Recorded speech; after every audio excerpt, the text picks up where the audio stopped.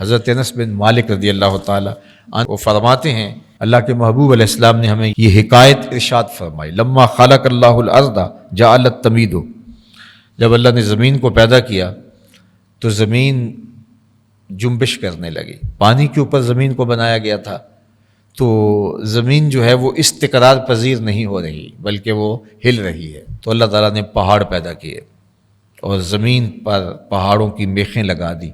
جب زمین میں پہاڑ ٹھونکے تو زمین استقرار پذیر ہو گئی، زمین ٹھہر گئی۔ تو فرشتوں کو بہت تعجب ہوا کہ اتنی بڑی زمین اور یہ جنبش کر رہی تھی اور یہ پہاڑ آئے اور انہوں نے زمین کی حرکت کو اور زمین کی جنبش کو کپ کپانے کو روک دیا۔ تو انہوں نے حیرت سے کہا، فقالت، فرشتوں نے عرض کیا، یا رب حل من خلقک شیء اشد من الجبال، مالک پہاڑوں سے بھی کوئی بڑی مخلوق ہے جو اس سے زیادہ سخت ہو تیری کائنات کے اندر؟ اتنی بڑی مخلوق ہے جس نے زمین کو بھی جو ہے وہ استقرار پذیر کر دیا، اتنی بڑی مخلوق، ہیبت ناک پہاڑ۔ اور آپ جب پہاڑی سلسلوں میں جاتے ہیں تو ہیبت طاری ہوتی ہے۔ ہم تو جب یہ کوہ ہمالیہ کے قریب سے ایک دفعہ گزرے تو اگرچہ جہاز میں تھی، نیپال جب گئے تو یقیناً دل پر ایک اس کا روب پیدا ہوتا ہے۔ اسی لیے ہمیں جو پہاڑ ہیں ان کو دیکھ کر کے اللہ اکبر کا کہنے کا حکم دیا گیا، اور یہ مفہوم اس وقت زیادہ سمجھ میں آیا چونکہ پہاڑوں کی بڑائی، ان کی عظمت اور پہاڑوں کی ہیبت دل پہ بیٹھ، اتنا بڑا، تو جواب آیا، بول اللہ اکبر، اللہ اس سے بھی بڑا ہے، وہ تو خالق ہے اس کا، تاکہ وہ تاثر جو ہے وہ ٹوٹے۔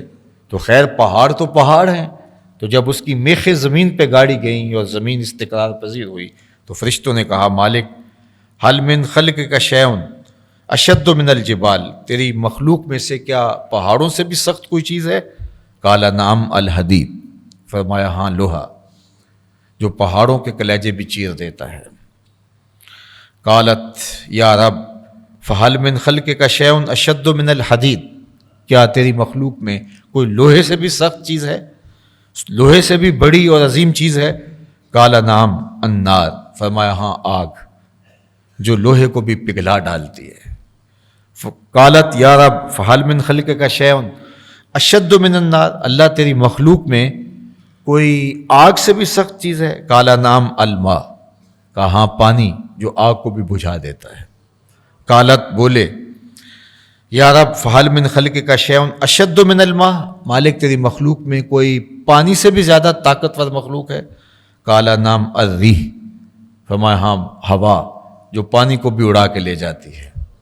تو فرشتوں نے پھر سوال کیا، یا رب فحل من خلقک شیء اشد من الریح، تیری مخلوق میں کیا کوئی ہوا سے بھی زیادہ طاقتور چیز ہے؟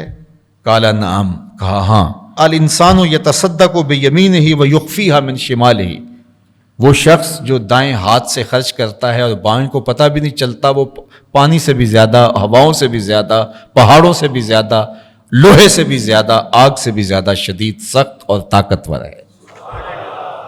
اللہ اکبر۔ تو راہ خدا میں خرچ کرنے کی ہمیں ترغیب دی گئی، مخفی انداز میں اور اعلانیہ انداز میں۔ مخفی انداز میں بالخصوص جب آپ کسی کی ذاتی مدد کر رہے ہوں تو اس وقت اخفاء افضل ہے، تاکہ ذاتی طور پہ اس کی عزت نفس جو ہے اس پر حرف نہ آئے۔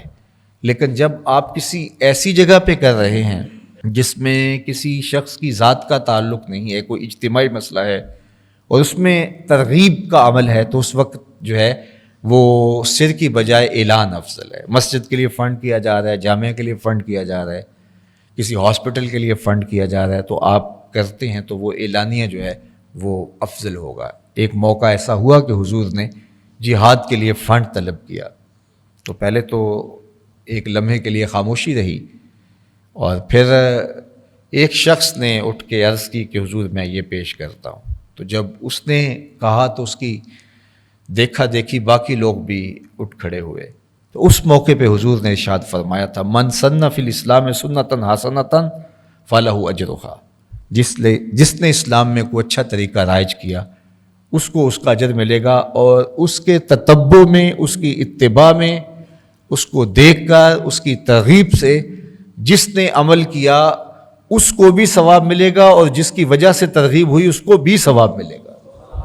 وَيُكَفِّرُ عَنْكُم مِّن سَيِّئَاتِكُم، اس کا فائدہ تمہیں یہ ہوگا کہ اللہ تمہارا صدقہ بھی قبول کر لے گا اور تمہارے پچھلے سارے گناہ بھی مٹا ڈالے گا۔